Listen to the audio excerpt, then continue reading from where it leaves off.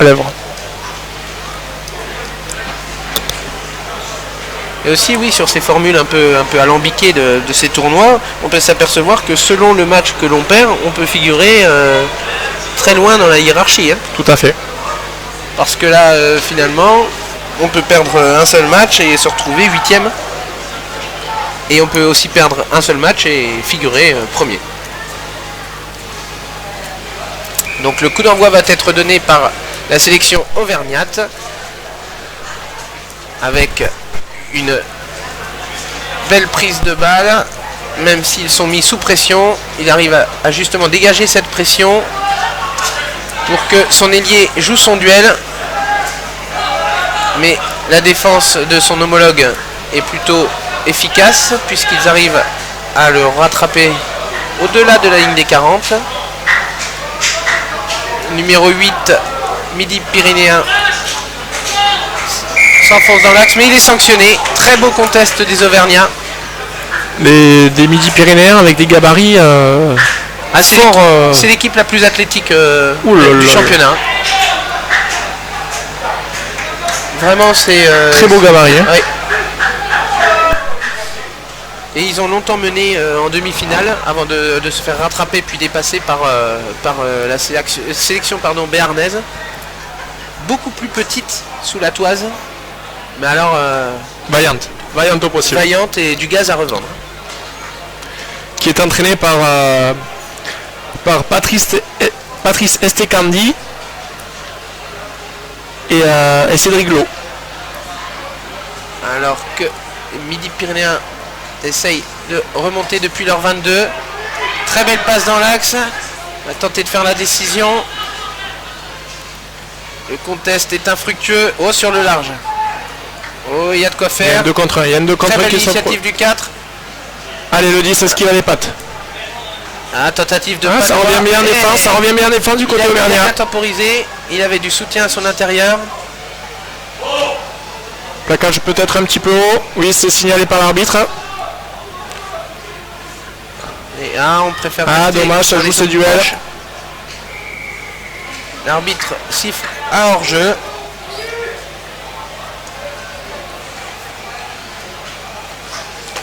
Allez, débarque-toi à 3.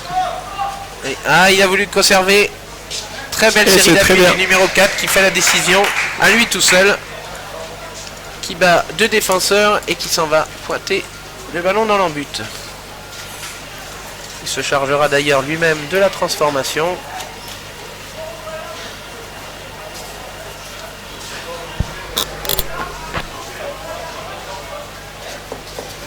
Alors que les finalistes béarnais se préparent déjà dans l'embut.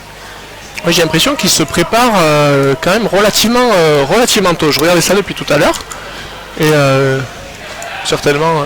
C'est vrai qu'on n'a toujours pas vu leurs homologues franciliens. Peut-être derrière, peut-être s'échauffent-ils derrière. À l'abri des regards indiscrets. Il y a plusieurs zones d'échauffement. Oui, parce que pour organiser un tel tournoi, il faut quand même une belle surface, non? Tout à fait. Mais le complexe Soustonnet s'y prête formidablement bien, avec 2 terrains annexes de remarquable qualité, et un terrain d'honneur avec 2 zones d'air et poteaux relativement larges, une petite zone là-bas, derrière, c'est un formidable complexe pour le rugby à 7. Pour peut-être le futur champion de France honneur. On l'espère. Mouillons-nous, ils le sauront. Pour l'instant, dans tous vos pronostics, vous ne vous trompez guère, hein, Benjamin. Hein, vous êtes plutôt efficace. D'ailleurs, si vous avez un pronostic sur la finale. Finale Île-de-France-Béarn. Allez, Île-de-France. Je peut-être que j'ai le cœur qui pencherait pour le Béarn, mais restons sportifs. Et il y a la passion, il y a la raison. Avantage France. Île-de-France. Et vous? Moi je me mouille pas, mais je pense tout de même aller dans votre sens quand même. Au vu des prestations, même si le Béarn n'était pas favori de cette demi-finale contre Midi-Pyrénées, mais ils s'en sont sortis. En tout cas, une chose est sûre, le Béarnais ne lâchera rien. Très belle attaque placée avec toujours...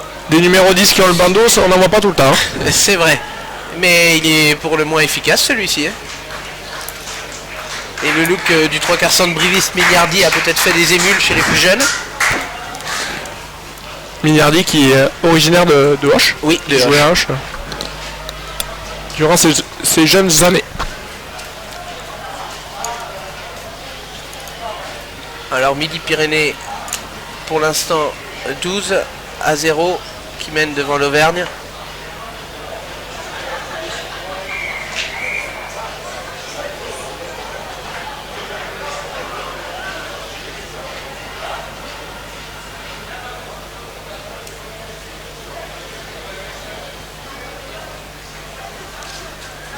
Alors du coup là aussi, grosse importance de la remise en jeu.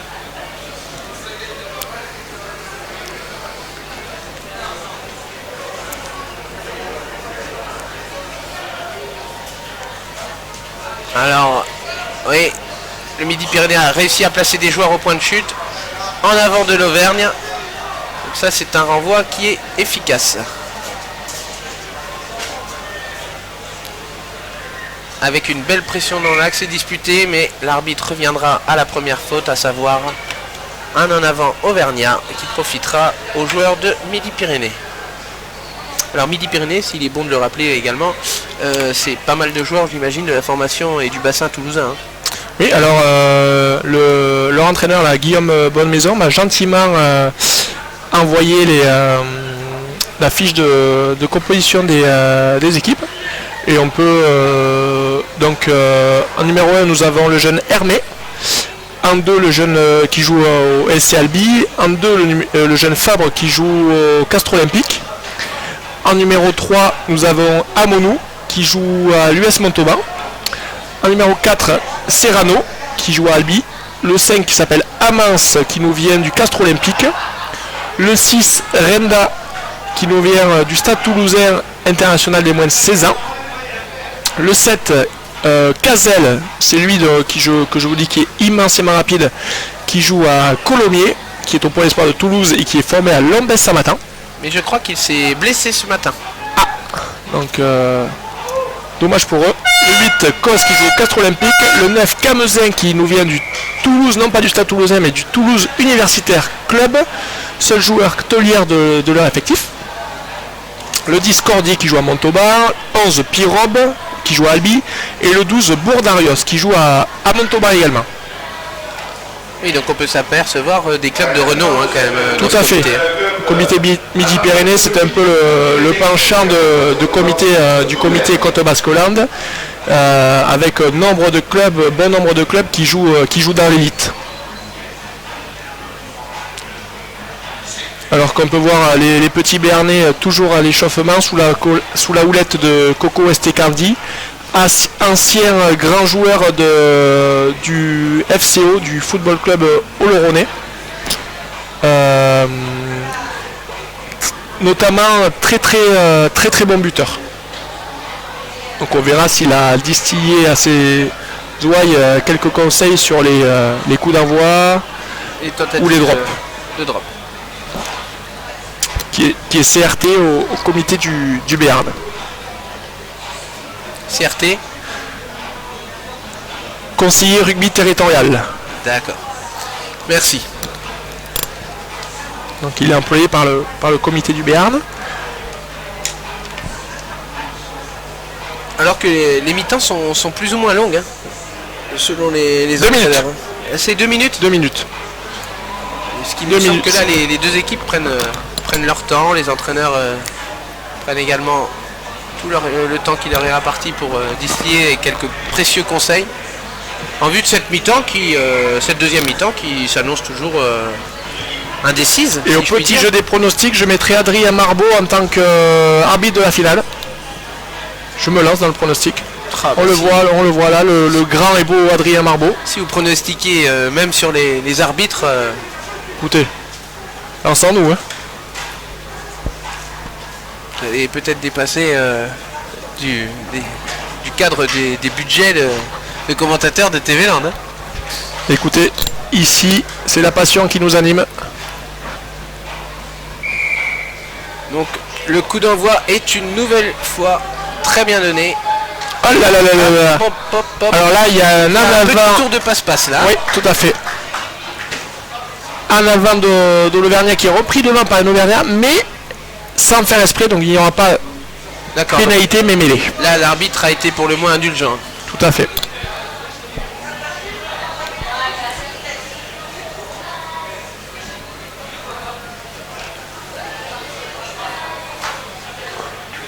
Donc là, on peut s'apercevoir qu'en cas de mêlée dans les 15 mètres opposés, il y a près de 45 mètres pour attaquer à 3. Donc ça fait pas mal d'espace. Le Montalbanais, Le 6, annoncé comme joueur puissant qui justifie. oh, la décision semble faite. Ah, course rentrante qui mange quelque peu le surnombre. Après, l'Auvergne a été mis constamment sur le reculoir. Hein. Oui. Et logiquement, concède un nouvel essai par l'intermédiaire du 12. J'ai pas souvenir qu'ils aient eu le ballon, les petits Auvergnats. Eh bien, moi non plus. Hein.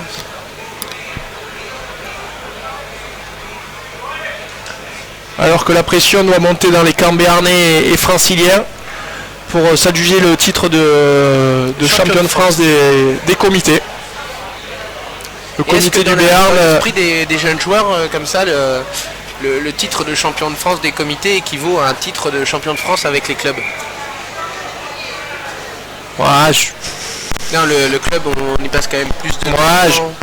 je pense que le club serait mis un petit peu plus en avant, mais il n'en reste pas moins que, notamment pour un comité comme le Béarn, qui est un des plus petits, si ce n'est le plus petit comité de France, non pas en termes de talent, mais en termes de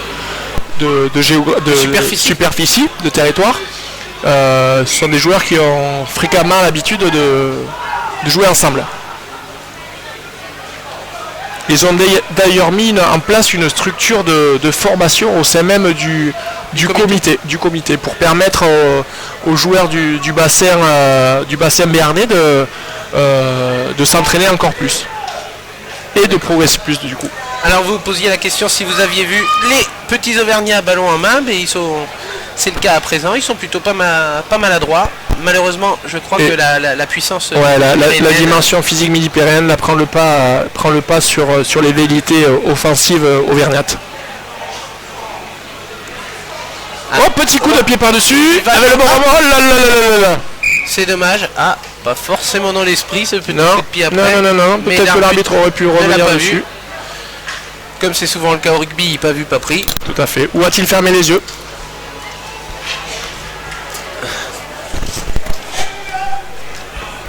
Donc 21-0. Ouais. Alors là, vous nous parliez de break avec 3 essais d'écart transformés. Oui. On y est. Là, vous mouillez. Les Auvergnats ne reviennent pas. Je me mouille. Midi-Pyrénées sera 3e de cette belle compétition. Ça me semble pas le plus osé des paris que vous avez fait cet après-midi. Paris gagnant pour l'instant. Exactement. Votre œil d'expert se justifie. Alors que là, on voit pas mal de joueurs qui en ont fini avec la douche et qui sont relativement mâchés. Hein. Oui. Comme on a le petit Clément Renaud du club de Bègle, du comité de Côte d'Argent, qui a des tapes partout sur le corps et qui est relativement fatigué. Donc demain, il sera off pour là. Alors du coup... Hop. Les Auvergnats avaient une belle occasion de scorer. Malheureusement, ils ont laissé passer celle-ci. Et ils se sont fait contrer. Ils se retrouvent à présent en possession du ballon, mais dans leurs 22 mètres. Possession qui ne durera pas très longtemps.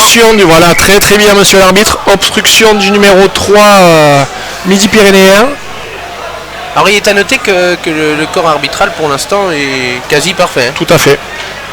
Et ne souffre d'ailleurs d'aucune contestation sur le bord de touche. Hein. Il me semble que c'est quand même plus simple, pas plus simple, mais plus arbitré que le 15. J'ai l'impression. Oui, c'est moins confus, hein, notamment sur les zones de sur les zones de rock, il y a moins de joueurs, donc du coup plus simple. Oui, puis après, il y a 3 arbitres, 4, 5 même. Pour 20 joueurs, pour 14 joueurs. Oui, donc effectivement... Mais par contre, il faut être en condition physique. Il me semble qu'il y a une règle au niveau international, c'est que lorsque le marqueur d'essai aplati, il faut que l'arbitre soit au moins dans la zone des 22. Ah oui, donc oui, sur une interception, voilà, il a l'obligation de pédaler. Et on le verra avec le grand Adrien Marbeau qui est un athlète parmi les athlètes, qui n'aura pas du mal à tenir la cadence. Touche rapidement jouée par les Auvergnats.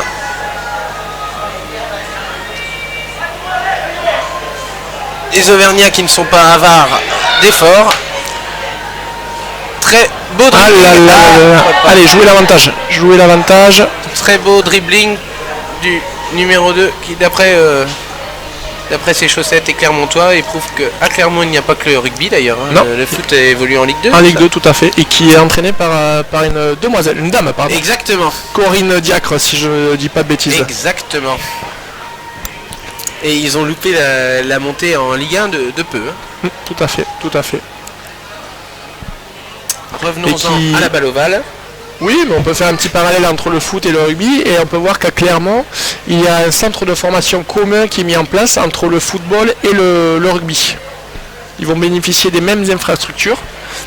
Alors, et c'est très enrichissant de... C'est rare, mais je pense que pour une fois, cet échange est plus profitable au foot qu'au rugby. Notamment au niveau des structures, non? Mais là, ils vont créer un complexe de toutes pièces. Ah d'accord.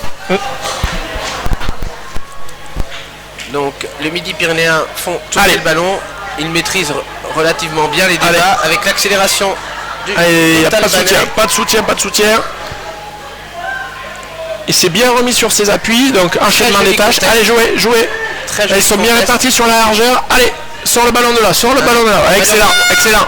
Malheureusement, ses équipiers ne sont pas prêts à passer au statut d'attaquant. Ça s'appelle un turnover. Notion de contre-attaque. Oh, très beau jeu auprès. Allez. 4 Deb. Attention, s'il perd le ballon, il y aura son intention. Touche. Il y a touche. Mais écoutez, fin du match. La fin du débat. Et nous pouvons désormais nous tourner vers ce qui sera la grande finale de ce tournoi des championnats de France des comités moins de 16 ans à 7, à savoir Île-de-France contre le Béarn. Avec l'Île-de-France qui aura forcément l'étiquette de favori. Ils ont souvent échoué en finale. Notamment face à la Côte Basque-Lande. Tout à fait. Et un joueur qui brille aujourd'hui, à savoir Gabi Ngambédé, avait participé à ces championnats de France comité. Donc là, on est là, peut-être que devant nous, on a les futurs grands joueurs du 15 de France de demain. Ne boudons pas notre plaisir.